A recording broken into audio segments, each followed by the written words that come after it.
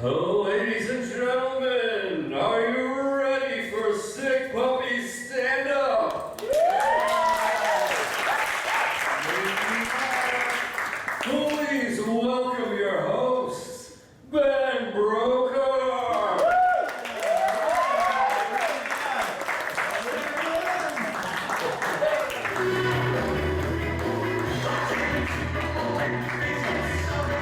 Thanks, you guys, for the enthusiastic applause. That was not me introducing myself, by the way. How's everybody doing tonight? Welcome to the show. All right, you're very enthusiastic. It's a great, enthusiastic, happy crowd tonight. I see we're all in a good mood. Yeah, raining. Nice, good, okay. Are the kids still in the crowd tonight? Did they leave? The children, they left? Okay, I was going to warn you guys that there are kids in the crowd, and we do some, maybe a little bit dirtier material, but we didn't want you to feel bad if you saw some kids in the crowd while I'm saying fucking shit and stuff. And they're okay with it. They know their parents signed off on it. They're fine, but they're not here, so whatever. So, God, I took an Uber for the first time recently. Have you guys ever ridden an Uber before? Yeah. It's like a cab. It's basically the same thing as a cab, but it's cool because it's like an app and it's new technology. And the cool thing about it was that I was talking to my driver, and and just hearing his story, I learned that he was a 43-year-old guy. He worked in a hospital by day. He was doing the Uber thing to pay off his medical school bills, student loans, and. The secret, he said, to his youthful looks that he learned in his work at the hospital was every day before he takes a shower as part of his morning routine, he puts on a Pepto-Bismol face mask. He was really serious. And I was like, this is so cool. I just met a real-life version of a one weird trick doctors don't want you to know ad from the internet. And I found it... It's so exciting to me. I was like, yes, this is so cool because I know that I'm very close to meeting hot singles in my area. Which is really exciting. Hey guys, welcome to the show. So, I really do need that Pepto-Bismol face mask because I'm getting older, which is not fun. The hair that used to grow on top of my head has shrunken down inside of my skull and now just shoots uncontrollably out of my nose. It's not great. I didn't imagine myself as a kid, being an adult, looking in the mirror with a little pair of scissors, trimming all that. I didn't think that was going to be part of my morning routine. Boy, yeah, it's not great getting older, So the hair thing, I can't eat what I want to eat anymore because I'll gain weight really quick, but on the bright side, I did find out that a friend of mine owns a storage unit that's completely empty with the exception of a giant tire just in the middle of it. So I'm going to be starting CrossFit soon. It's a good workout regimen. Another thing that I find infuriating about getting older is the fact that the rapper Drake is younger than me. It just really, really angers me, and I'm not quite sure why. Are you guys familiar with Drake? Yes? Okay, because I'm going to, talk about him some more later. So, gotta make sure you guys know. It's, so it sucks getting older, but at the same time, I kind of want to embrace it and just say, I have to accept it and wear shirts with buttons on them and leather shoes. I don't want to have, people have, I think, false nostalgia. They kind of want to force the rose-colored glasses on and say, oh man, that cartoon from when I was a kid was so great. I don't want to try to relive that stuff, and I don't want to go on the Blues Clues booze cruise as an adult, that joke was for the kids. Unfortunately, the kids. But I was like, that joke is specifically for them, and they're not even here to appreciate it. Man. So, what I really think it is that makes me hate Drake, or not, I don't hate Drake, but I hate the fact that he's younger than me, and he's had so much more success in life, and I had to give up on my dreams of becoming a half-Jewish, half-black Canadian rapper to get an office job, which is the worst. I was not cut out for the 9-to-5 office job lifestyle, you have to deal with people. I have to deal with people that I would never want to deal with outside of the office environment, you know, like the people that are like, oh man, Ben, dude, I made the greatest chili the other day. You should have had some. It's so good, man. You know, the secret is you put a little hot sauce in there, you put a little cayenne pepper, you put a little molasses. I'm like, oh, so the secret's the recipe. That's great. People going, oh, Ben, don't you have a birthday coming up? Like, yeah, I always have a birthday coming up. Everybody always has a birthday coming up. It's not, you know? Or the conspiracy theory guy who's like, hey man, you know there's no such thing as airplanes. We don't really have that technology. You know that, right? Like, when people think they're riding in a plane, they're really just in a really fast train. They're just putting on the illusion that we're flying. That's the craziest thing in the world. Like, people believe these weird, strange conspiracy theories that are like, I just, how do you think that this is a true thing, you know? Like, and I don't want to say that I don't believe in some of that stuff too. I do think that there's, you know, some conspiracy theories that have weight to them. I really do think that the government puts a chemical in the water supply that makes women not want to have sex with me. That's the only possible explanation for that. But, like, the best one, I think, is, have you guys ever heard the one where they say if you fold a $20 bill the right way, it looks like the Twin Towers?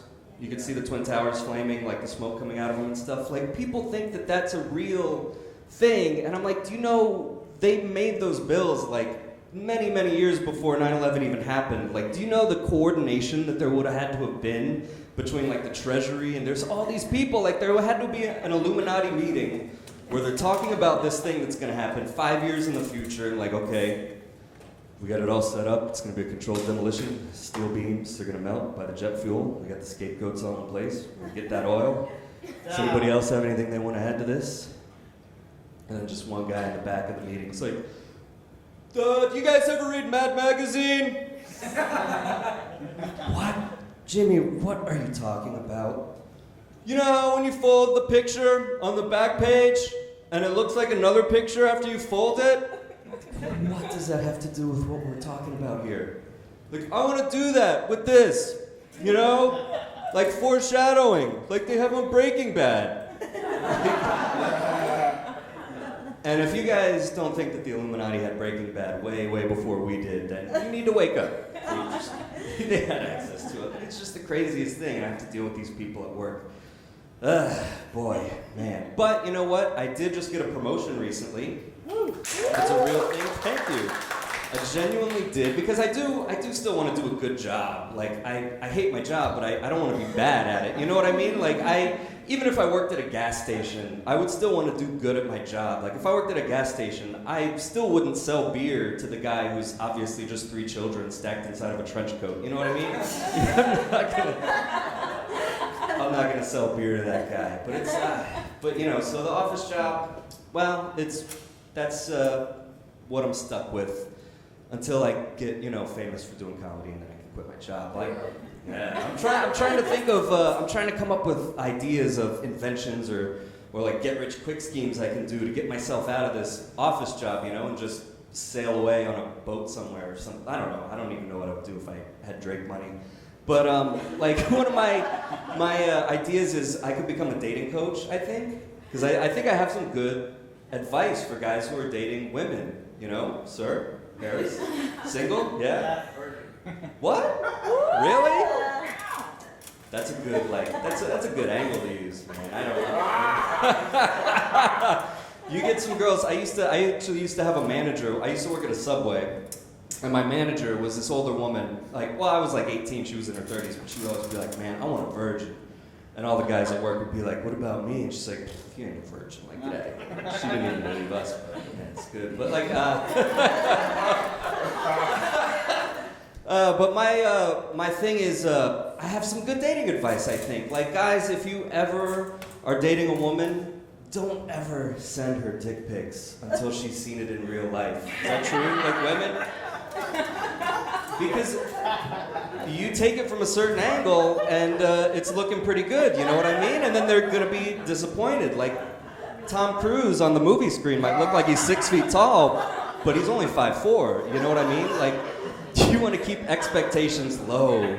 Keep them very, very low. Like, if you ordered a medium pizza and the pizza delivery guy shows up with a small, you're like, what the, I got ripped off. Like, what the fuck? But if you ordered a small pizza and a medium shows up, it's like, ooh, bonus. Yeah.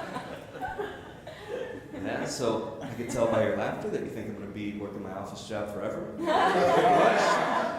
The real invention I think that's going to really get me, like, out of this and like diving into a Scrooge McDuck pool of coins is, my invention is, it's a giant, wide-brimmed black hat that you're going to wear to funerals, and it's called the sombrero.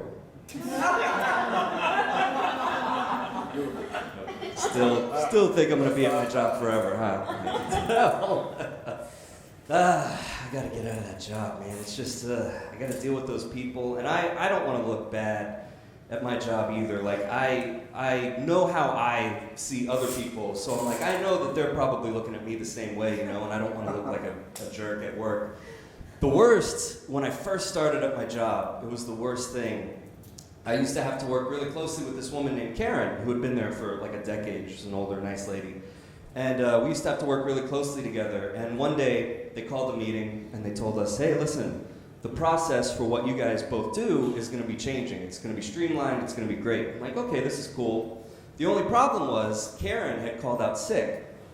So I now have to be the guy, when she comes back to work, who's been there for a month, and I get to sit her down and be like, all right, Karen, you know, things are going to be a little different around here now. Like, don't worry, if you have any questions, you can come to me. We'll get through this together. I can tell you anything you need to know. I'll train you. It's fine. Like, just thinking about it now makes me shudder. Like, who's going to look like such a jerk, right? So I'm dreading this moment. And a couple of days go by, and they call another meeting. And I'm thinking, oh my God, how are they going to make this worse for me? Like, they're going to sit me down in this meeting and be like, all right, Ben, put on this sandwich board that says, like, I'm a vegan, I don't eat gluten, I don't own a TV, like, all the things that are going to make me look like a real douchey, like, hipster guy. So I'm like, all right, just let me have it. How am I going to look even worse to this woman when I come back? So I get to the meeting, and they tell us that Karen had died the day before. Yeah. Yeah. But my reaction was to just go, whew. I just dodged a major bullet. Like, that was, whew. And now I'm gonna get to sell some sombreros. Thank you. Are you guys ready to have a good time at this show tonight? Yeah? You guys ready to get the show really going? All right. This next comic coming to the stage, she's from Pittsburgh originally, and she just did comedy as like a bucket list thing. She was like, I'm just gonna do it one time, that's it. But then she was good, and she kept coming back. Ladies and gentlemen, please give it up for your next comedian, Miss Kathy G, everybody. Kathy G.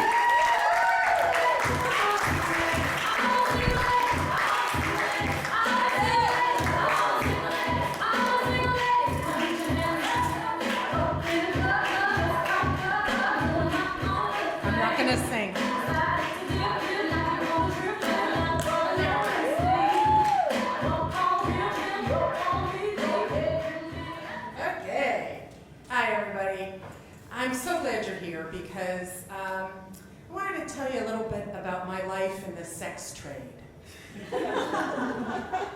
So, it started a couple of years ago when a bunch of girlfriends and I decided we'd go down to the porn store because I needed a bob. You know what a bob is? It's a battery-operated boyfriend.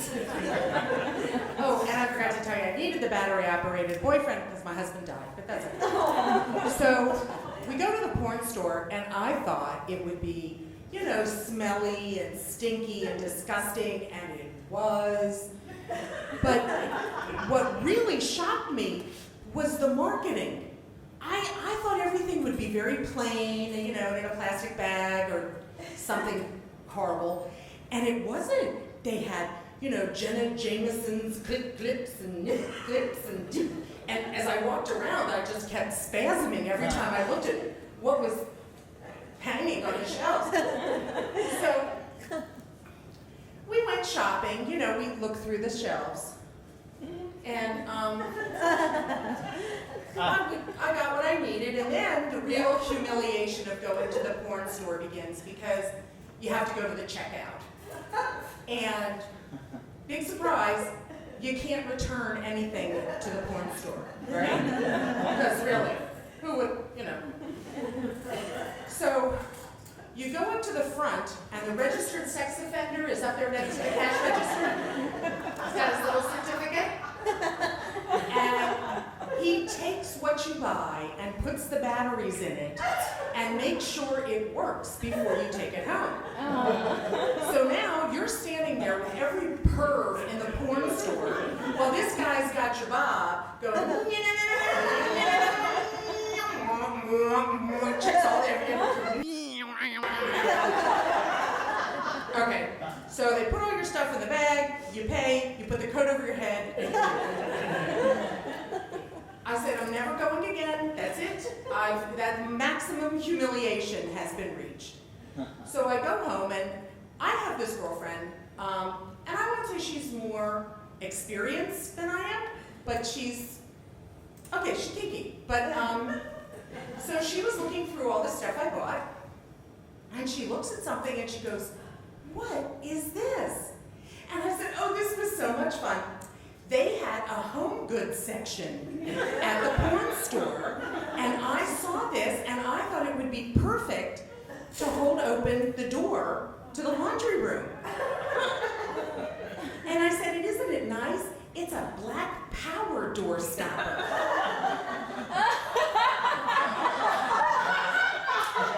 It's not a door stopper? What is it? What do you do? Where do you? Oh, no return. So the whole thing was just awful. But a couple of months later, she decided that since I wouldn't go back to the porn store with her, that she would take another tack. So she threw a fuckerware party. Now, for those of you who don't know what that is, a fuckerware party is a home party where women get drunk and buy sex toys. And so you invite all your friends, and she had this huge crowd, and the fuckerware lady comes and she sets up all the creams and the lotions, and there's a whole section of bobs. And there's some sort of stuff in the middle that I think I saw in a movie about the Spanish Inquisition, but I'm not sure. And so she starts, everybody's pretty lubed up. We all had, I meant we'd all had a couple of drinks. So she starts her presentation. This is the cowboy up at $79.95. It has 6 speeds, takes 4D batteries, goes to 70. This is the ice baby, $79.95. Has 6 directions, 4 speeds, and takes 4D. And I'm like, what is this woman doing? I've heard better presentations at a CPA convention. So I said, well, now what? I'm not going to the porn store, and I'm not doing that. So I was happy with Bob and didn't, see the need to do anything. And then I lost my job. And I needed to make some extra money. So I became a fuckerware lady. But I know how to throw a party. So I had a Lou Rawls, Barry White, Al Green mixtape. Ladies walk in, it's just all sexual healing. I put extra tequila in the margarita mix. I get them all lubed up, because the one thing you really want is to get them drunk and have them spend their money. So I did my presentation. I thought I was doing pretty well. And then we got to those things in the middle that I truly did not know what to do with. And thank God my kinky girlfriend had come with me, because one of them everybody kept asking about. And I didn't know how to apply it. And so this one woman picks it up, she goes, what's this? And I said, oh, that's a cock ring. And she said, well, how does that work?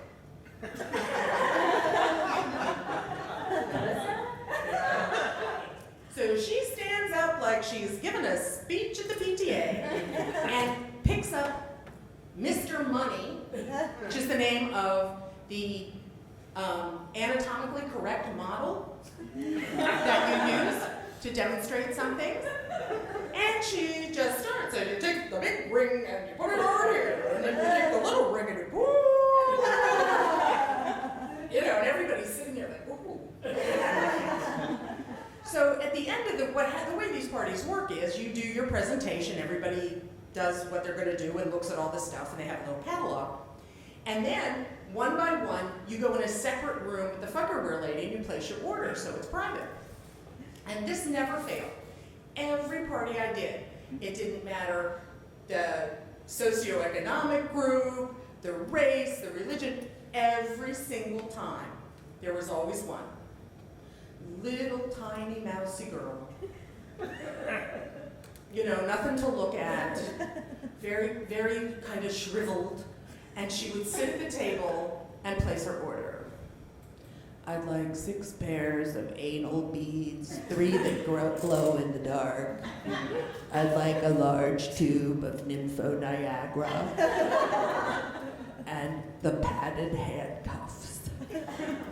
I'm like, really? What goes on in your house? I shop next to you in Publix. This is bizarre. So I did that for a while, and it was actually pretty lucrative, but then I got a straight job, so I thought I'd go back to the real world, and I put all my stuff away. I had some inventory left over, and now I just use them as icebreakers and hostess gifts at dinner parties. Because, boy, there is nothing that gets a party started better than a couple of tubes of ecstasy and Nympho Niagara.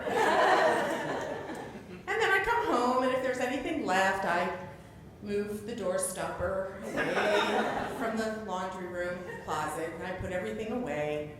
And then Bob and the door stopper and I go to bed.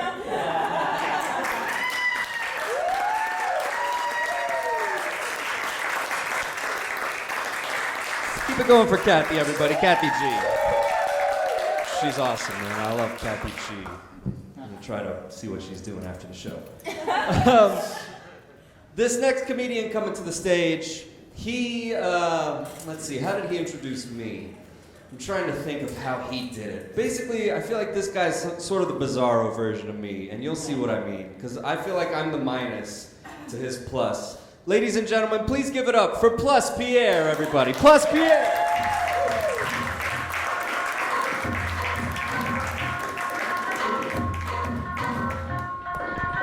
You guys keep it going for my brother in beard, Ben. Keep it going. How the hell are you guys? You guys doing good? I'm happy to see you guys, man. Hey, you taking pictures and stuff? Can I pose? Is that cool?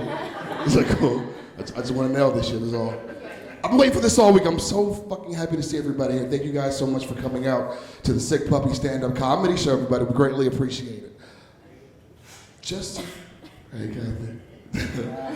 Just to see anybody from South Florida here, born or raised in South Florida for the most part. Anybody? I love being from this place because I like to eat. And the culture that we have down here, any kind of food you want, you can get it because all of us are here.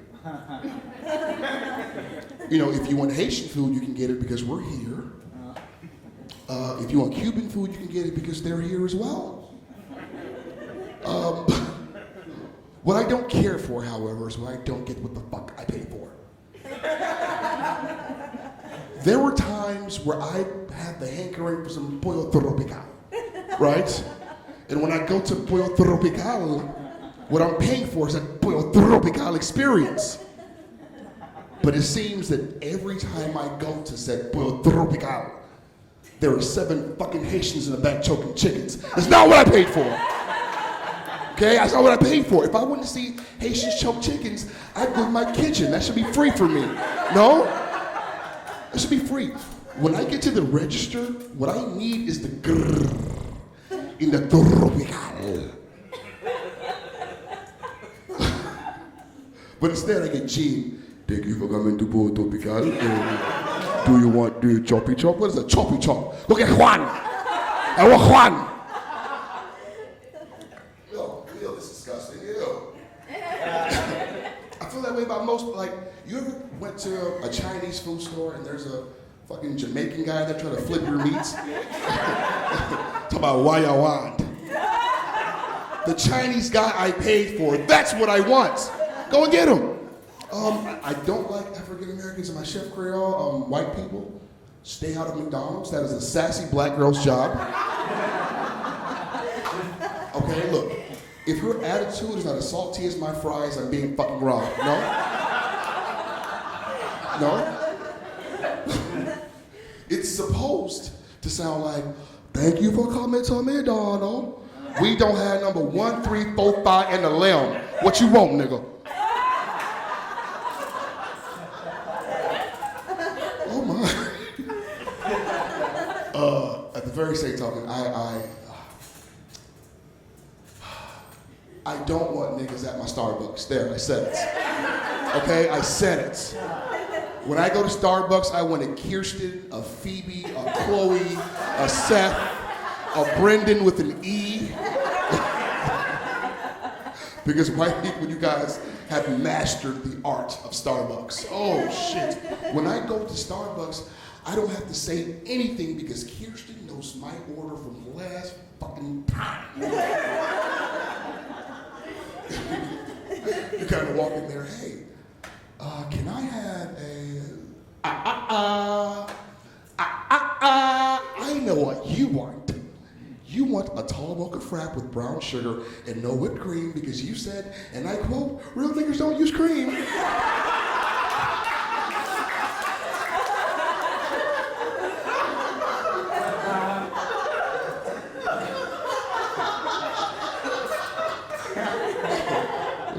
Give a nigga banana bread too while you're at it. Go ahead. Oh shit. I'm a father. Any parents in here by any chance? Any parents? Okay, you don't have to be proud of it. I'm not asking you. You don't have to be proud. I'm just. No, my son is 6, and I would be like, you know, he's gone with his aunt for a week in Tampa. So I'm looking through his pictures. I'm like, shit. Like you never realize how fast they grow. Like when he was 2, like he would have nightmares. He would wake up in the middle of the night and run to my bed. I just remember like I would hold him in my hands and just look at him and just, what the fuck are you crying for? You're 2. What the fuck is a nightmare when you're 2? What are you dreaming about? You pop bottles, shit, and suck titties all day. That's what you do. That's a nightmare? That's what my fucking dreams are made of. What the fuck? It would drive me crazy. And like, I'm even having to change kind of the way I live my life now because he's 6. You know, he's getting older, he's asking questions. You just can't kind of say shit to him because monsters did it. Now he wants an explanation. You know, he wants a reason. Because like for a long time, kids are stupid, but one day they figure, like, I'm gonna stop smoking weed soon because he's asking too many questions. You know, he wants to know why you smell like that. Why is Daddy so happy? Daddy, why are your eyes red? It's because I've been crying, son. Daddy is so sad.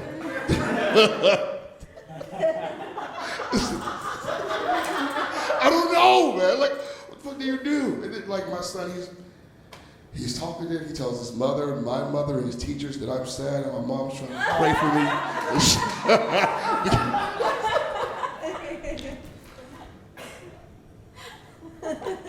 He's learning how to read, so I can't even let him play games on my phone anymore. No, because look, dick is a 1-syllable word. He can sound that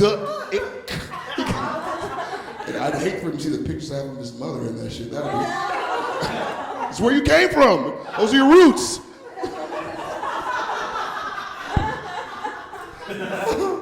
I don't like what's weird is that like he already has like strong opinions. Like I'm a Green Bay Packers fan, oddly enough.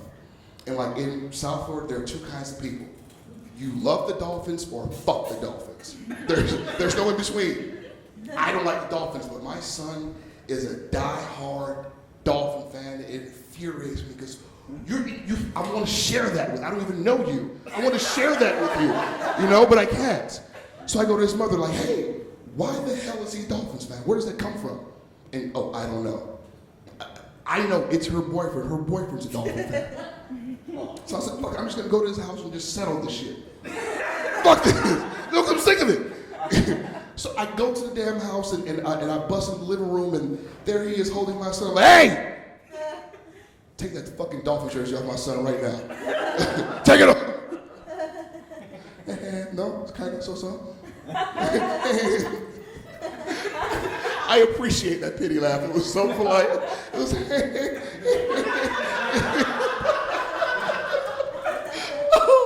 Oh, I love that though. Thank you. That's dope. I'm like I love my kid and I'm happy as shit that I have him. I'm still pretty much going out of my way not to have any more fucking kids. I'm getting through. Just the thought of being responsible for some needy, chubby, greedy, and grateful pregnant woman, I can't do it. Fuck it. Yeah, I can't do it. Pregnant people are the worst kinds of people. Because for 9 months, they do and say irrational shit, knowing you can't retaliate. Because for 9 months, they tell you, don't stress her out. Don't make her mad. Your baby's gonna have mutant powers like Cyclops. So for 9 months, you know, as a father, as a man, you eat shit. I remember like vividly when I was with the boy's mother. She would wake me up in the middle of the night. Babe. Yes. I want a Whopper from Burger King. Okay, sure. I guess this is what I signed up for. Yeah, sure, I'll do it for you. Wait, don't go. I want fries from McDonald's.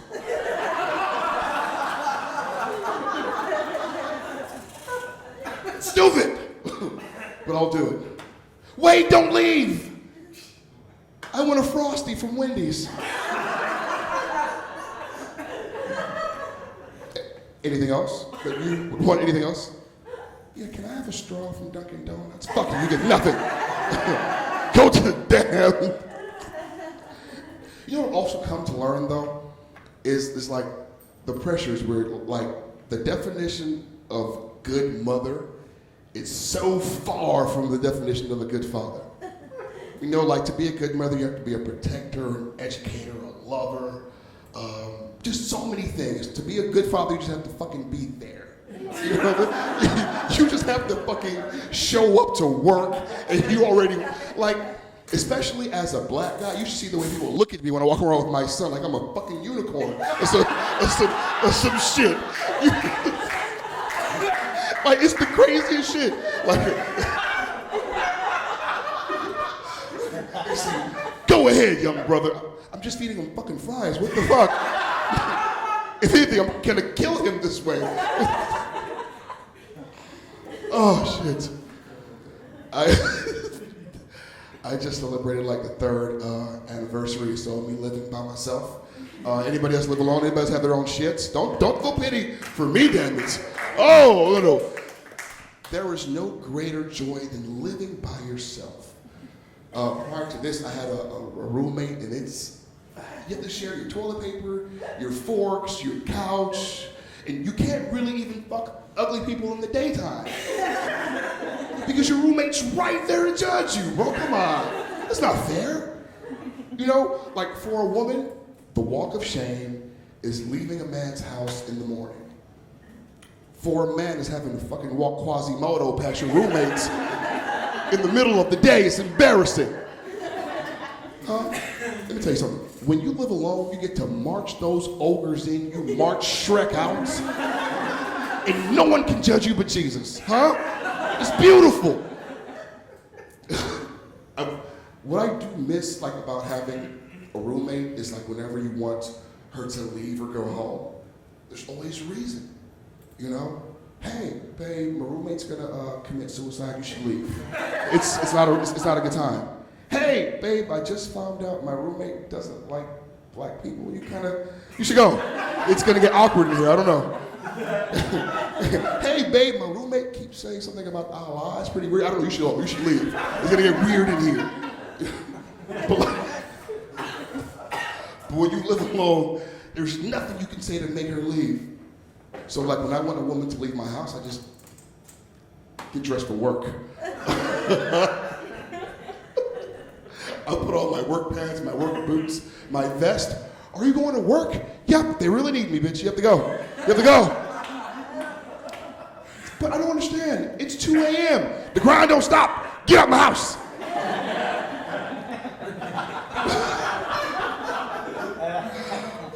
But babe, you're a crossing guard. Bitch, it's night school. Get out my house.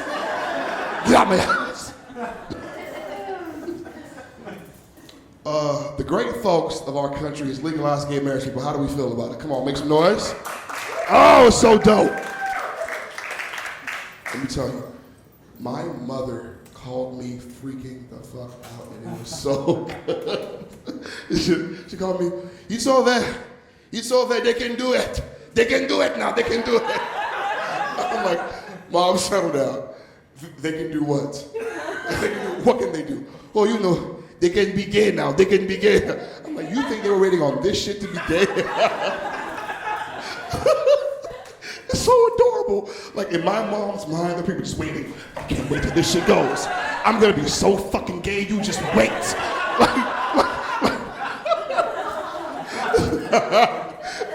You can't stop this shit. What the fuck? Look, I've been cured of like my homophobia maybe like for a few years now because it's stupid. There's this gay guy who got hired at my work, my job a while ago. His name is Hector, and Hector isn't like regular gay. Like Hector is like gay, you know? But Hector is my dog, you understand? And no one can speak ill of Hector in front of me because Hector is helping me fuck every woman at the job and I don't know why. Okay? But God bless him, but I don't know why. And then it dawned on me straight, man, you need a gay homeboy. You need a gay guy in your circle. Because they have access to a bunch of women who they won't do anything with. That's for you, bro. Huh? Being friends with a gay guy is like being friends with like a diabetic pastry chef, you know?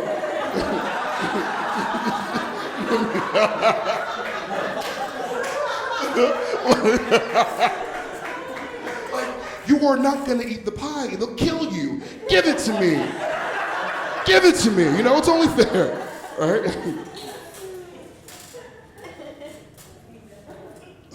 I need that pie, you see? Until one day Hector says to me, hey, Plus, you've been fucking all of my friends all the time.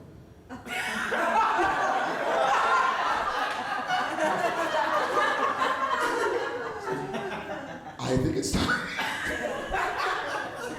that I fuck your friends. I say, whoa.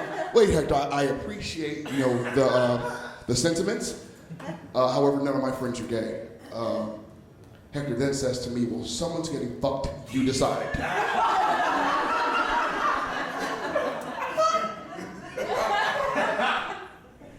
Look, fuck it. I'm gonna tell you that nothing's changed between me and Hector. Me and him are still tight. It's my dog. We're tight. However, Ben's butthole, not so much. Okay? But listen.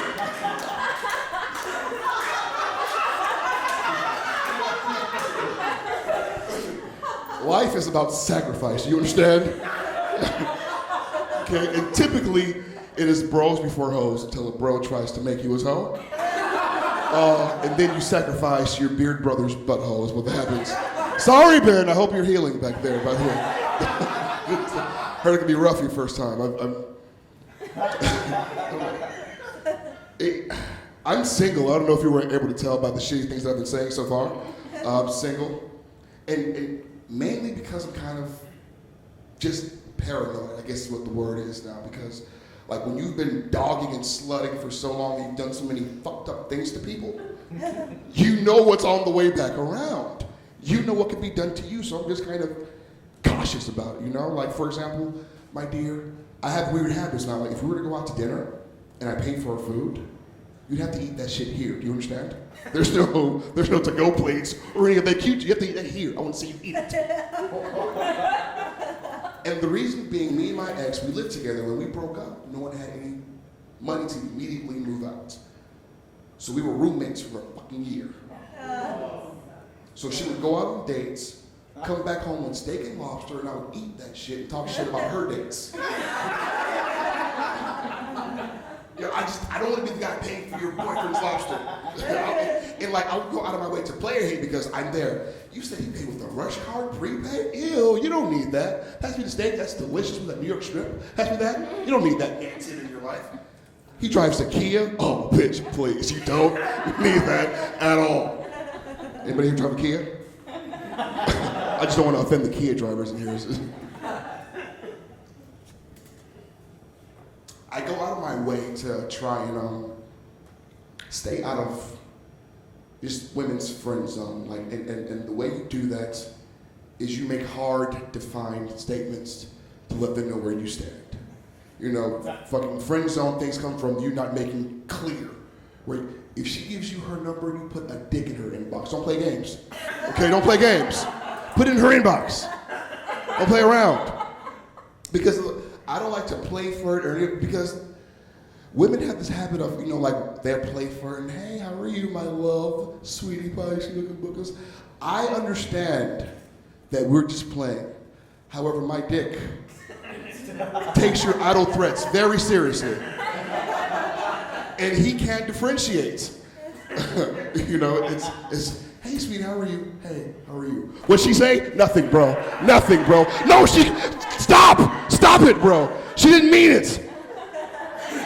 Are you okay? Yeah, I'm cool. Ah, stop it, bro. Stop it. That's my new dick joke. How you guys like it? Look. Oh, shit. Somebody back there likes dick jokes. Oh. Let me say, before I leave you guys, I just want to say this. White guys need to make some noise. Now, come on. Use some bravado. You guys rule the world. Make some noise, white guys. Come on. There we go. Look at that shit. I'm white. I'm white as well. I can't.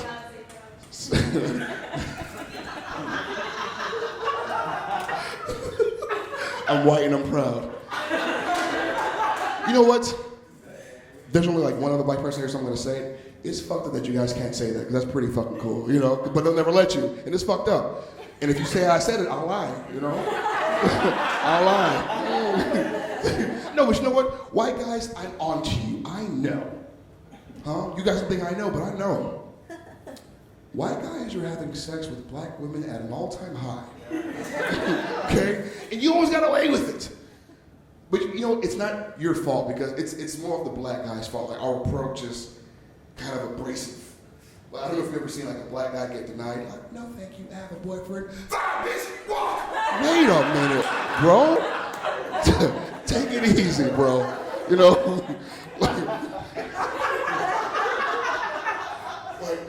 like white guys are like, majestic is the word? Like majestic birds? Because you guys have a hair flip. Hi. I want this shit so bad. Hi. My name is Seth. And I can show you the world. Shining, shimmering. And literally, that shit's magic. The black girl see it. Bitch, he said he gonna show me the world. Ooh, bitch. I never seen. Let me tell you something weird. It's not even could be a joke, we'll see. Fucking, like, I work at a job and they had like open enrollment for like, you know, medical benefits and blah, blah, blah. So I had to pick like a doctor. And the two closest doctors to me were a Dr. Brian Stieglitz, I think, and a Dr. Keisha Robinson. Look, the black guy in me really wanted to pick Keisha. I am not going to fucking Dr. Keisha. Fuck you, I'm not doing it. I'm not going to Dr. Keisha. And because she's a doctor, I know she's not a Keisha, but fucking still. like, I don't want to go there. And should I feel bad that your mother called you fucking Keisha? That is, look, when you name your daughter Keisha, or one of the shitty variations of Keisha, the Shakisha, LaKeisha, and all, I just had to vent there, I'm sorry. I just had to get that off my chest. So, and see, you can clap here because I won't judge you. However, outside, I'll lie on you. You see? You see how that works?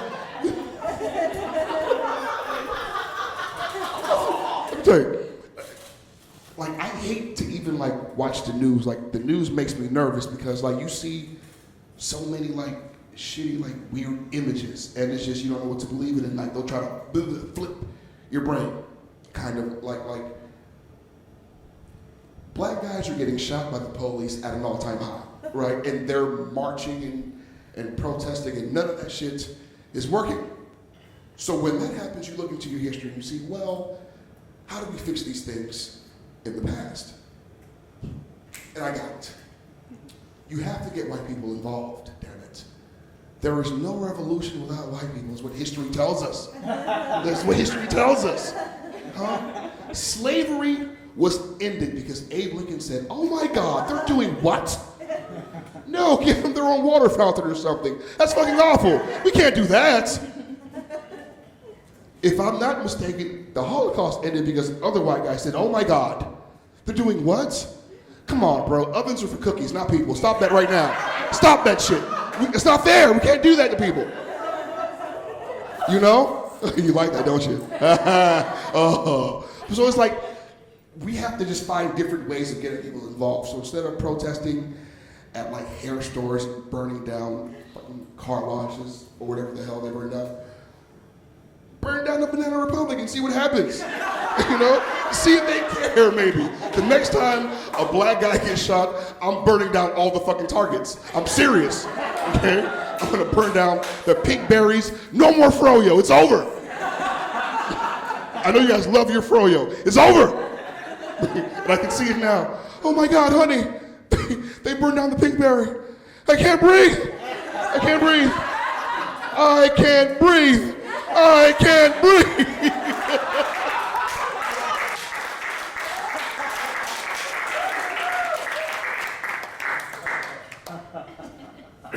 I'm gonna end there because that was groovy. You guys have been amazing. Thank you guys so much, man. You guys have a great night.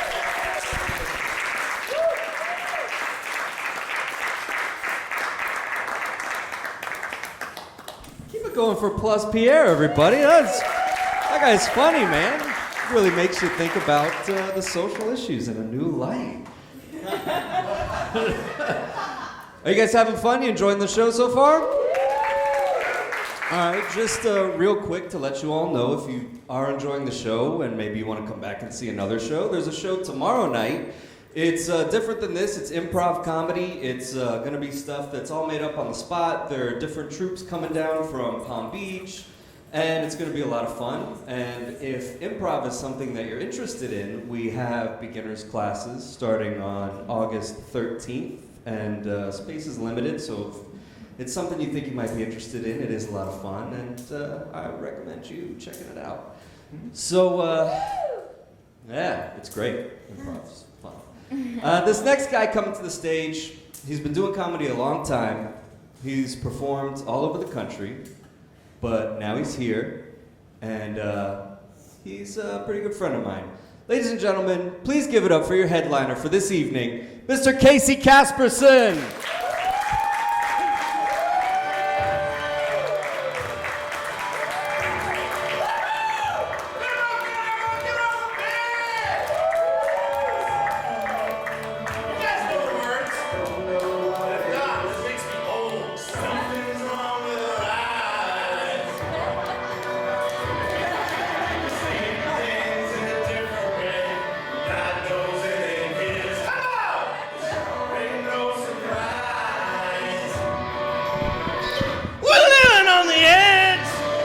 Karaoke for 45 minutes. Thanks, Gus. I'm not bad at karaoke. Wouldn't that be awful? You come out to a show, you're like, everything was good. The black guy said some racist shit. It was cool. And then the last guy looked like a dad and then just sang like 20-year-old songs. It's so depressing. Living on the Edge came out when I was in 8th grade, and I think 8th grade is like a couple of years ago.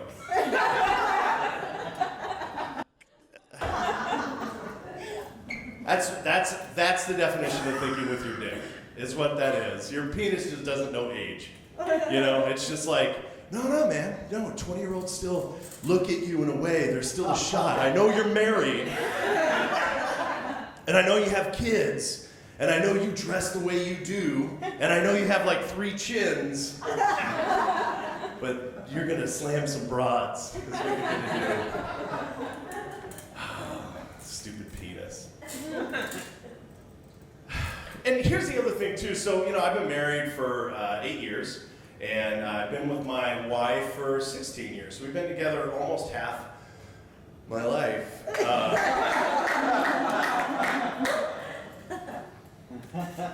I gotta go.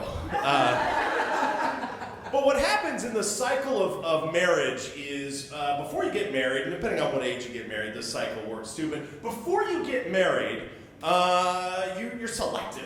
At least, I know, look at me. Are you selective? You should have just taken what came by.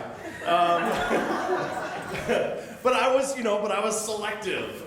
So, you know, I was a virgin before I met my wife, and I wasn't.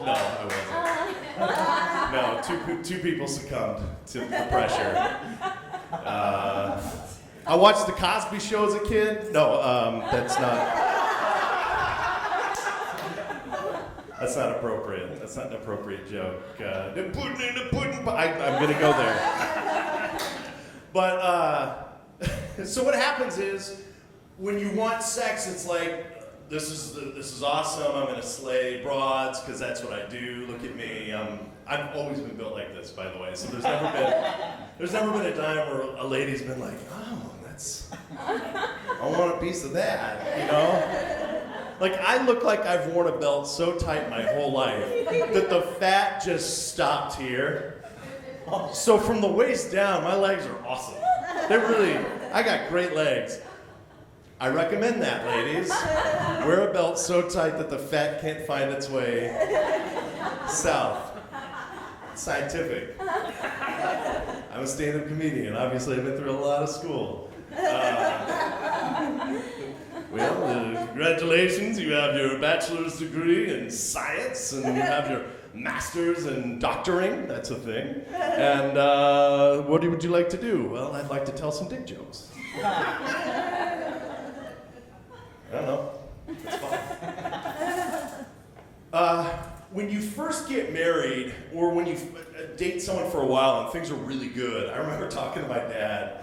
I was like 20 or 21, and I've been dating my wife for a couple of years, and I was like, man, things are really good, man. You know, everyone says like when you get in a relationship, you know, you don't have sex as much, but it's like awesome. He's like, yeah, okay. I'm like, no, man. I think with her, this is a different person. She's not like other women. This is gonna be forever. And my dad was like, okay, that's fine.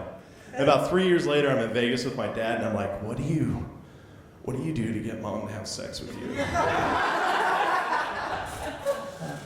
Because my tongue hurts, and I don't know what I'm doing. She's just angry. Like, she gets angrier when we do it. And, the dog stares at us. But now she's 35. So fast forward 10 years, guys, marriage is worth it. Okay? Now I could do anything. Now I could just walk into a room and she'd be like, ah. Which is false sense of confidence for me, because now I go into the world and I'm like, I just gotta walk into this room with my wife who's just naturally horny at the age of 35, and now I just figure like, hey, how are you? I'm not ignoring you. Mm-hmm. You? That's right, Harris. Oh, that's right. I will, Harris. You're young. And one thing that you'll learn as you get older is no matter the age, the sex, or the race, or the weight, age is the only thing that counts.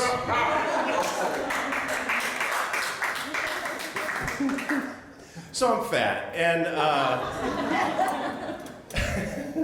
and I'll tell you this. This is a true story. This did absolutely happen last night. I get tired sometimes of my own stories when I'm like, last night. I was like, a lot of shit happened to me last night to tell my set. But last night we did an interview last night with NBC over Skype to get into some reality TV show, which will probably rip our lives apart. But maybe I'll bang someone new. I don't know. And so I'm there on Skype, and they told us to dress up and everything like this. Is the only nice shirt that I own, so this is what I wore last night. And my wife took all this time to get ready, and I don't know, for like 15 years, my wife's always said that like she's good with money and she doesn't spend money. And they started to ask like real questions, and my wife was like, "I'm the spender. I'm not as good with money as he is." I'm like, who are you? She just started to come out with all this truth, you know? Like, I'm treated like I do nothing, right? So I'm on the line there, and she's like, "Well, what, Casey, do you contribute to the household stuff?" And I'm like, "Well, I try my best." I'm over there and said, "Stop it.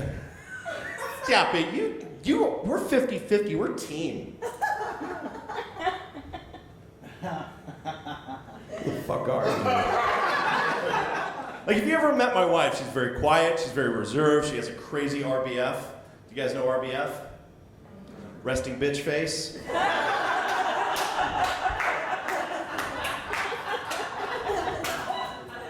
I'm concentrated. No, you fucking hate me.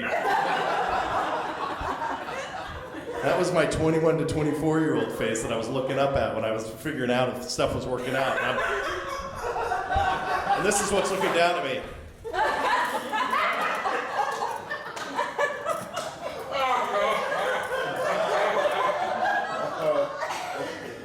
I want to see what's on TV.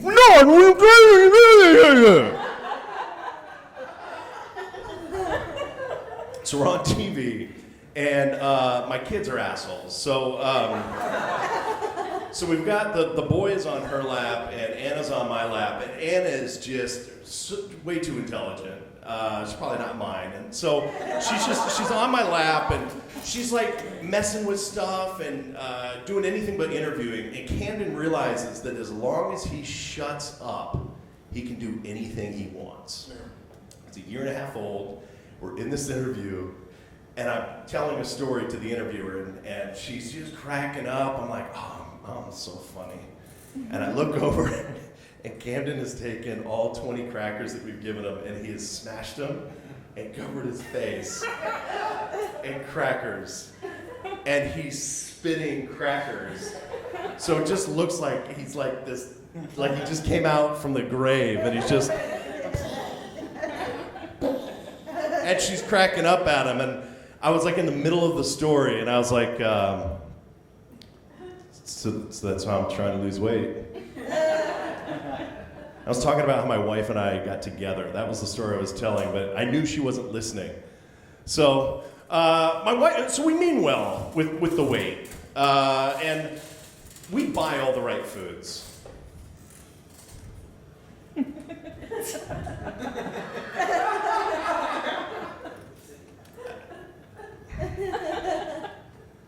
We throw away a lot of shit, because at Whole Foods, Whole Foods gives you like a sense of empowerment. You walk into a Whole Foods with your cart, you're like, I'm fucking healthy. You get in there, you're like, papaya? I don't know what that shit is, but I need it.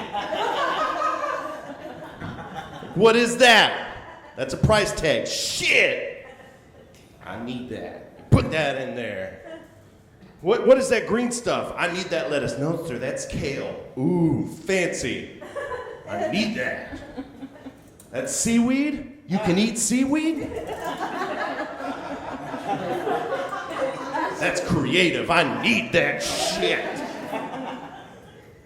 You go to the meat aisle.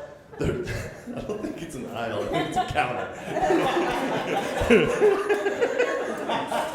Now I'm just imagining walking down like Whole Foods, and there's just like, oh, That was my Greek and Italian in one. And so I'm looking over, okay, so you go up and you go to the meat counter, and chicken breast is like $11.99 a pound. I'm fucking that chicken breast before I cook it.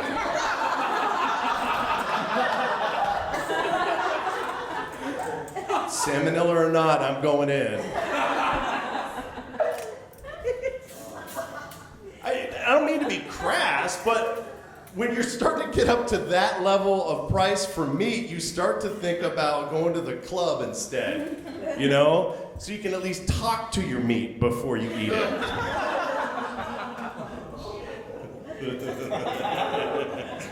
Daddy, this one smells like college.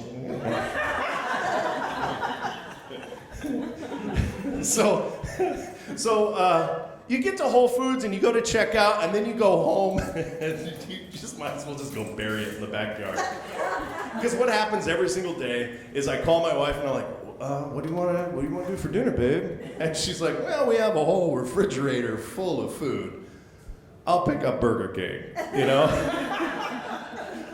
And because we know how horrible that we eat, we always like are protecting the children as though we're exposing ourselves to radiation to protect our kids. So we're like, we're gonna get Burger King, and then she'll be like, well, what should we get the kids? I don't know, some of the shit we bought from Whole Foods. So my poor kids I don't know. Have you guys ever tried to do pomegranate? Me, I've tried. The kids apparently don't like it, but I keep trying. And so you serve them all this stuff, and then I look at my daughter, because I'm that kind of a parent, and I'm like, you're gonna eat what I give you.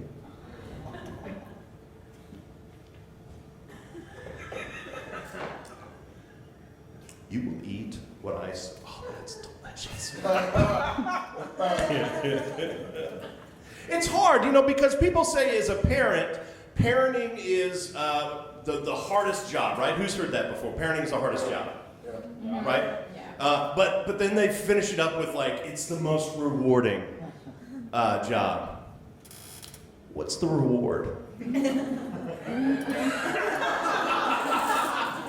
They never tell you. Just the next time someone comes up, they're like, oh, being a mother is so hard, but it's so rewarding. Did Ed McMahon show up to your house with a check? It's really, like, this is the problem. This is the problem with my genetics. This is the problem with just being human, is that I hate parenting. And if you say you like parenting, you're a liar. Because it is hard. I mean, because basically what you do is you create this human that had no choice whatsoever to be here, and the moment it comes out, you're like, shut the fuck up! Put that down! Go away! You're a shitty person!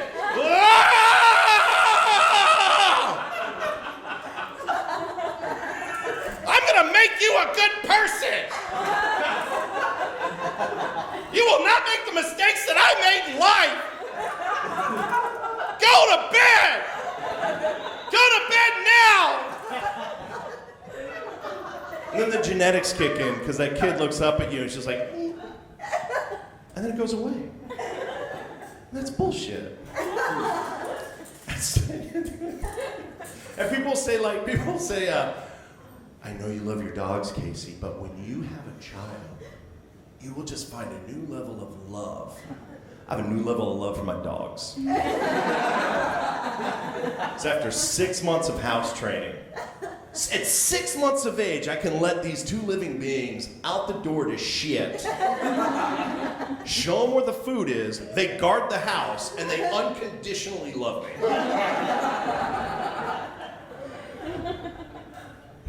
Who here's ready for kids, huh? No, it's good. Get ready, Harris. This is good. I know. Get started early because you need the energy.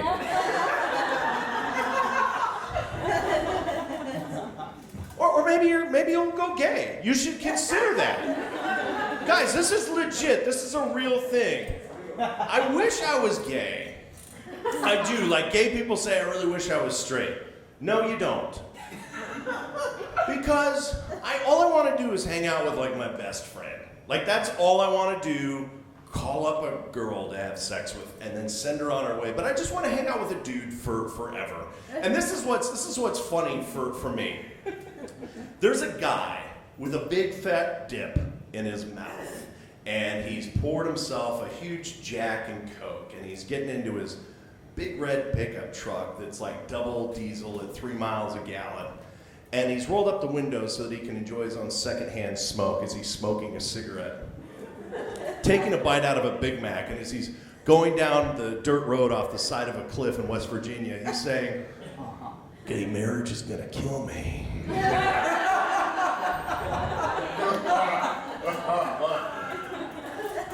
I don't know how people have time to hate. I just don't, how do you have that much time? You need a hobby. I got kids to hate, you know? You know, my mom says that the greatest reward for her is watching me suffer the way I made her suffer. That's the reward of parenting, folks. That you raise a thing to watch them be as miserable as you. Just think about that. But my mom's lovely. If you guys have ever met my mom, she's awesome. She's lovely. She puts on a great show. So if you see her, she's lovely and positive and energetic. But in fairness, I was a shitty kid. I'm still a shitty kid, but like when I used to get in trouble, my mom would send me up to my room and I would pee on my carpet. And like, not like at the age of 2 or 3, but like at 7. And my mom didn't know what to do because I didn't care about the smell, because when you're a boy, you don't even know how bad you smell. As a boy, I've probably been farting for the last 10 minutes and don't even recognize it. But my mom didn't know what to do, so one day, she caught me midstream. And I'm like, oh.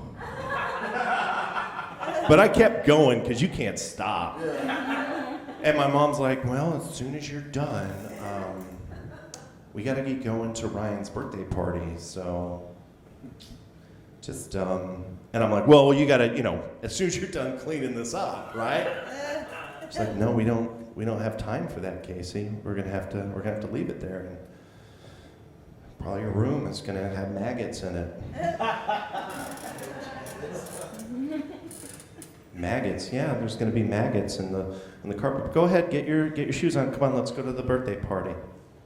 No, Mom, maybe you know what? I have an idea. Why don't I'll clean this, and then we'll go. And I'm sorry, I won't do this again. I'm sorry, it's very rude to be late to a birthday party. We were late everywhere, And I was like, Mom, we should probably just like stay here because I want the maggots on the floor. And she's like, no, it's go time. So she grabbed my hand. We went into the car. And it was a 15-minute car ride to Ryan's house. And only my mother can punish a boy by taking him to a birthday party. Because we're in the car. And my mom the whole time is like, those maggots are going to be real difficult because, they're going to crawl up into the carpet and then get into the floorboards and they're going to seep up into the drywall. And that's the hard part because maggots are white and your drywall is white. So we won't know what is what. So we'll do our best. And then at night when you are asleep and you hear maggots coming through the ceiling and dropping into your bed, you may think it's a ghost, which is also real, and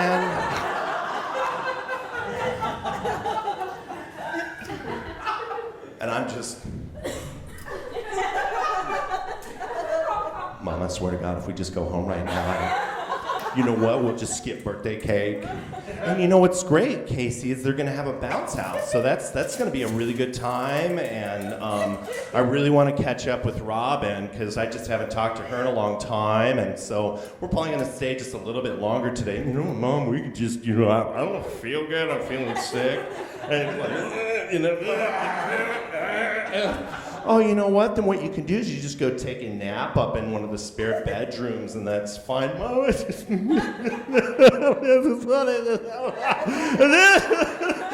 The maggots. I'm so sorry. I'm sorry too. We're probably gonna have to buy a new house. We're probably gonna end up being homeless, and your father's gonna divorce us because, you know, that's gross. I just let my little boy pee and I left the house. So what's your father gonna think of that? That's horrible. I wouldn't live with me. Would you live with me? And I know that Dad is your favorite. Dad is my favorite.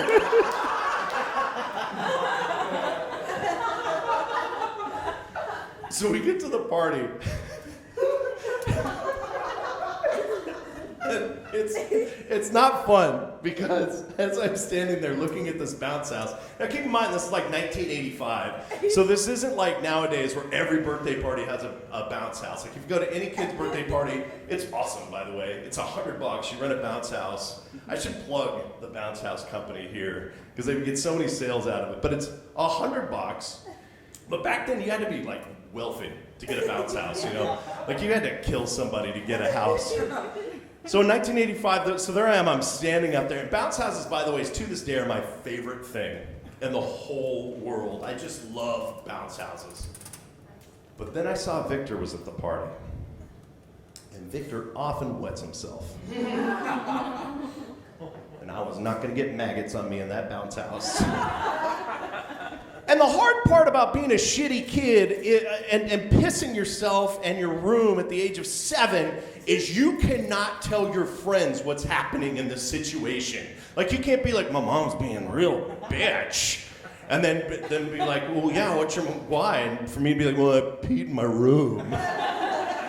So it's like this secret that I have to keep to myself as I'm eating myself from the inside out. My mother also told me that the cake, if it gets the smell of urine, there are organisms in the cake that will crawl out and eat my stomach from the inside out. So it might be best not to have cake at the party due to the circumstance. All the kids are running around. And if you've ever seen any movie ever where there's a montage of a guy that's really sad walking through like a city where everybody's happy and in love, you're like everything's going really fast, but there's just the guy like this.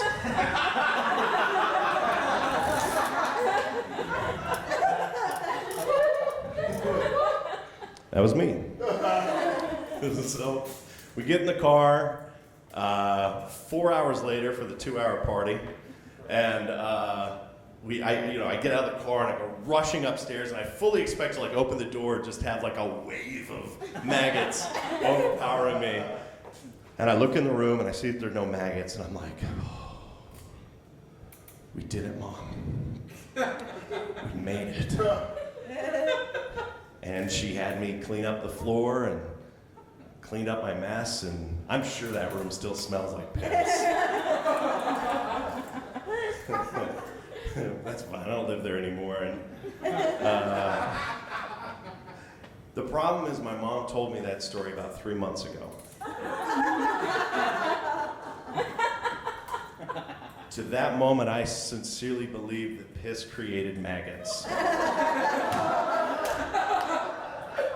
My children have had the cleanest diapers.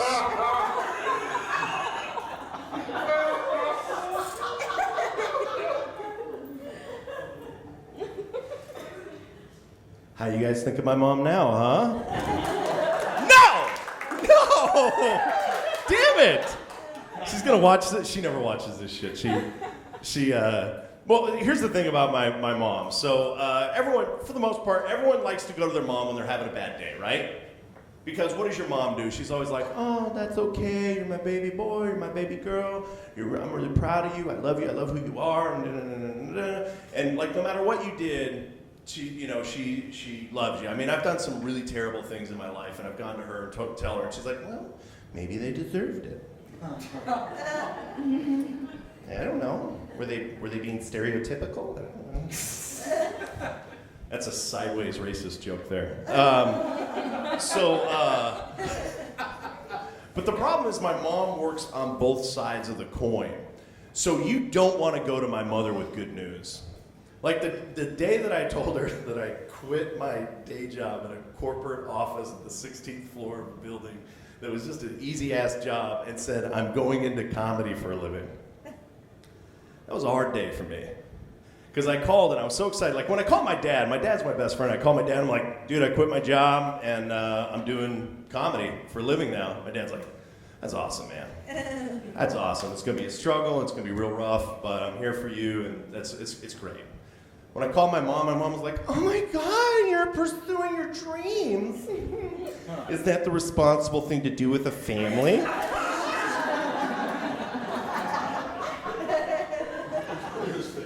Is that, do you like that? Is that something that you should do? Or, are you set up? Because, the economy, Greece, and whatever. But you can, like that, I get that. Like I get because people are looking for like safety. And I mean, look at this packed house that I made tonight. So, of course, I'm making a killing tonight. But, but my mom, she'll take any good news, like any pure good news. We called her 5 years ago, when we found out my wife was pregnant. Keep in mind, we'd been through 2 miscarriages, and we were trying to get pregnant. And I called my mom. So first I called my dad, and my dad's like me. He's like real emotional, and he's real like kind of like tries to hide it, but like secretly is just an emotional wreck. So like when I call my dad, and I'm like, hey, Dad, you're gonna be a grandpa again. And he's like, Robert.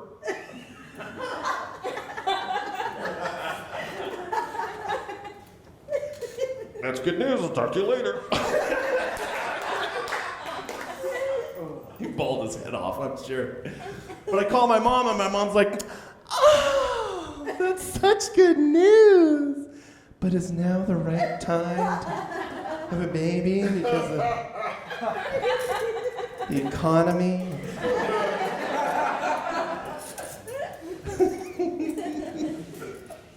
I could go to my mom and be like, I've got a winning lottery ticket, Mom. I won $100 million. And my mom would be like,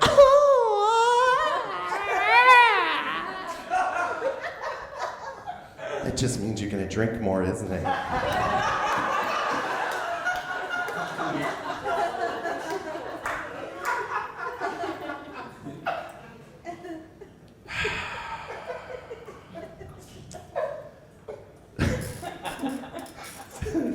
So when we were talking to NBC last night, we put the kids to bed. They started to ask us about like our kids and our parenting styles and so on and so forth. And we realized at the end of the interview that all we did was talk about Anna. So clearly we treat Camden like a Labrador Retriever. She's like, yeah, he wakes up and, we wipe the shit out, and he eats, and he runs into shit, and then we put him to bed. But Anna is like a whole CSI Miami type of a thing where it's like, we don't know where she is right now. She's probably listening, so we just need to be careful what we're talking about. She has a recording device built inside of her head. And it'll come out at any time. She called me bro today.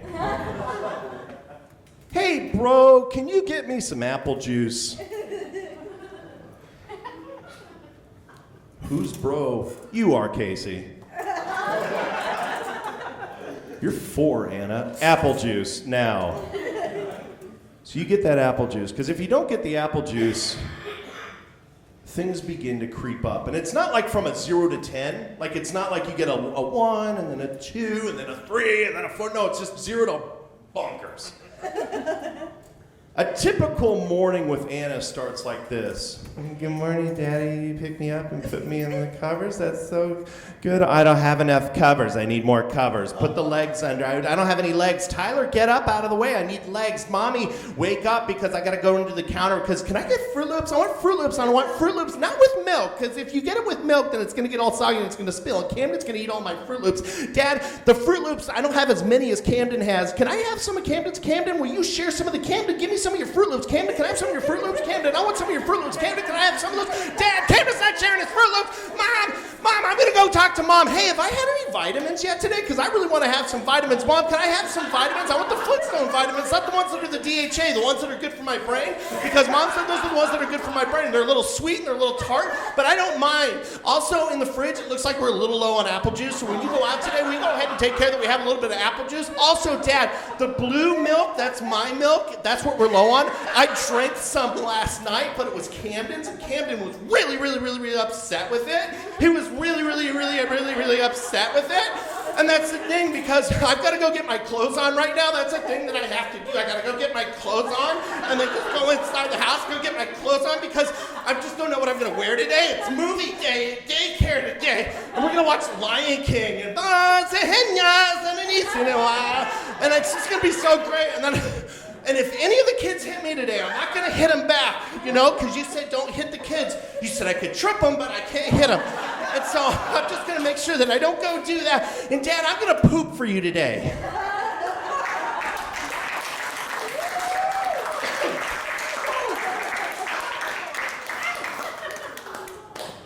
Because that makes you happy. Told my daughter 3 weeks ago, if you poop every day, that'll make me happy. And all the other shit that I've told her.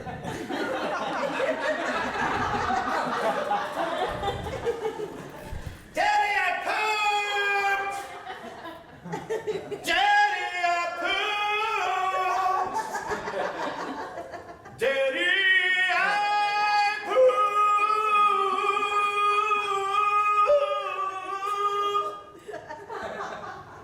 No, Mommy, I want Daddy to wipe me. Daddy, I pooped. Daddy, I pooped. Because you got to go with the harmony, because that's your daughter that's singing at that moment. I say, oh. And then we have to talk about it. You got to look in it. That was a stinky one, Dad. That was a stinky one, and I'm sorry. Well, why'd you invite me in? Because I wanted to show you. That's what I made. The hardest part about my kids is all the shit that they say is all the shit that I say. So I have to listen to all the bullshit that comes out of my mouth come back at me. And it really helps. But here's the thing. My kids don't cuss. And I cuss all the time. All the time. In fact, I tempt it at this point, where I'll just come in and be like, fuckity fuck.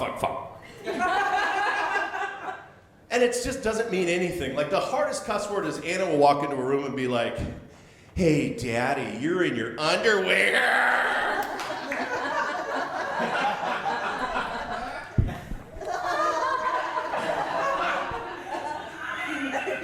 I don't want my kids to grow up with weak-ass jokes either, Get your ass kicked on the playground. Underwear. Like, if you came in and said, like, you're the reason your parents got divorced. What? That's hurtful, but also that helps in social interaction. Because my kids, one of the reasons why my kids probably aren't mine is because they're so small, And that's okay. Like, I understand, like, if my wife took care of business with somebody else to make things happen, because she's happy, And I want happiness with my wife. And if someone ever shows her a bad time, I will go talk to that man. You better take care of my wife when you go out with her.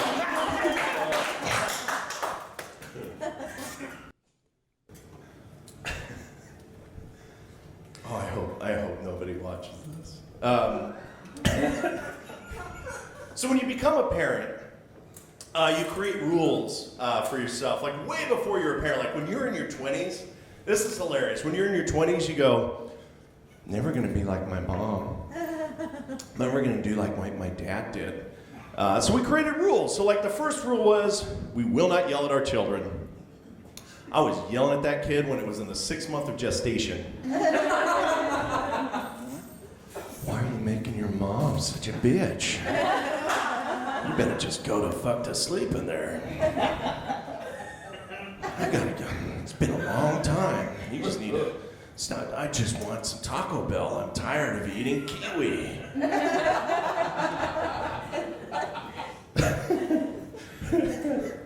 I don't know how many times I've yelled at my kid, but it's so difficult because you try to be cool, but when a little human just laughs in your face.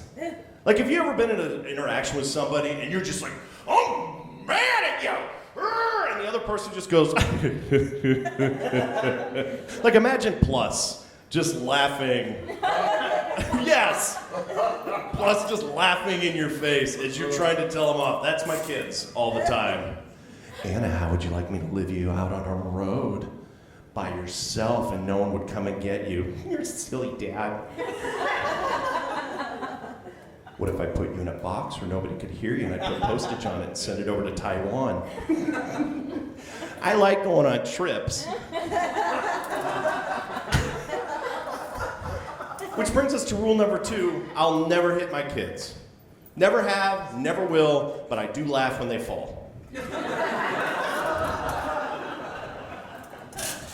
Go to your room. I'm not going to my room. Go to your room. Oh my God. No.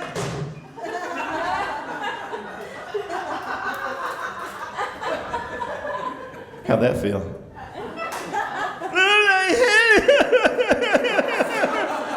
Well, you better think about that because God did that. I won't hit you, but the Lord will. Because what do you, I finally get religion. I'm not a religious guy, but religion is awesome when you're raising kids because you just, everything bad that happens is God.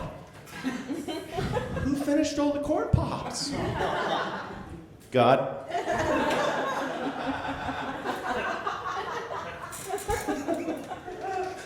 I don't know. We'll spend some money on therapy and take care of it, you know? Yeah, so the second rule is you can't hit the kids. You can't hit the kids. That's a big deal. There are studies that are out there that you can't spank, you can't hit the kids, but I have done so much more psychological damage with my children that in like 30 years, Anna's just gonna be in a jacket. I wish he would have kicked the shit out of me. I wish he could have kicked the shit. Oh God, I hope I'm not being sent to Taiwan again. Oh God. There was a day where it was basically I listed her on Craigslist. You know, she wouldn't wear the clothes. She was just naked throughout the house. And she was like, Camden, look at me, I'm naked. And Camden, at that time, didn't know how to take his clothes off. So he was crying because he wanted to get naked too. So it was hilarious because it looked like he was fighting himself as he was chasing his sister. He was just like,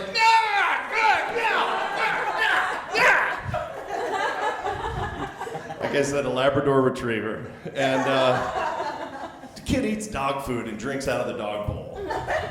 Very well hydrated child.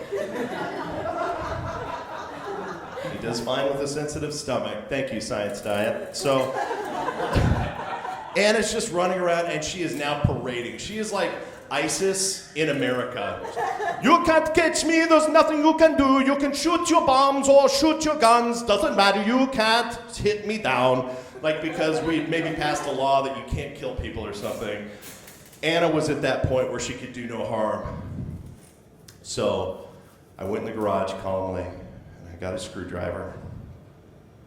Just let her continue to run. I had gone into shutdown mode, and here's the thing. If I stop talking, it's not good. And Courtney, who's been with me for 16 years, we made a deal 15 years ago that if I was to ever lose my temper, that she would leave me, because I really lost my temper really bad in a road rage incident. Thank God I didn't have to go through because that dude was huge. He pulled his teeth out and said, let's go. And I was like, nah, I'm gonna leave. She said, if you ever do that, anything like that again, we're through. So she just knows that when I go into like my quiet space, like that's like DEFCON 1, you know? By the way, DEFCON 1 is the highest level. A lot of people say DEFCON 5. We're in DEFCON 4, just so you guys know. That's just a little side note. Is that right? I don't know. I just made a point of clarity, and I'm not sure if I'm correct. So what was I talking about? Kids? Quiet. Quiet space. So I've got the screwdriver. And Anna's like, what are you doing? And I was unscrewing the knob on the door and reversing it. And because what had happened prior to that is I had tied the doorknob to another doorknob, and she'd shoved scissors through the door somehow and cut the line. She's 4, guys. Isis could learn some things from my daughter. I flipped it, and all I kept saying was, say your goodbyes, Anna. Say your goodbyes. And she's like, she's going into our room. I call it my wife's room. Everything in the house is my wife's room, so we'll just say into the house. And so she goes in there, and Courtney is livid. And I was like, just say your goodbyes. And so Camden only knows like goodbye, so he's kissing everyone goodbye. He's like, bye, bye, bye. And I said, all right, Anna, go into your room. And she would gladly go into her room because she knew she could get out anytime she wanted to.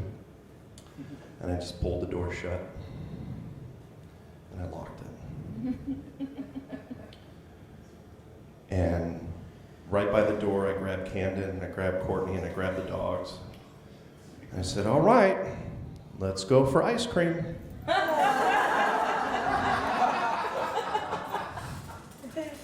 And we all went outside. 3 hours. And there's a little drop cam. It's this little camera that films like your kid's bedroom. And it's a live feed. You probably see my kid sleeping now, you creeps. And we watched the video. And if any of you saw that video, you would report me. I still watch that video. It is my most pleasing movie that I have ever created. I'll leave you with this. People say that they love their children.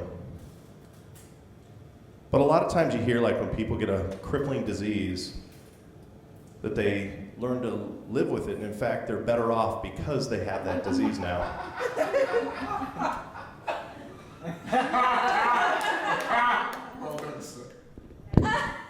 Good night, guys.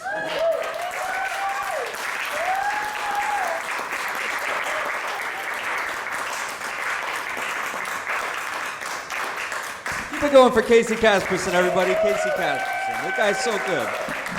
And that was our show. Thank you guys for coming out. I hope you all had a good time tonight. Hope you come see us again sometime soon. Thanks very much. Have a good night, everybody.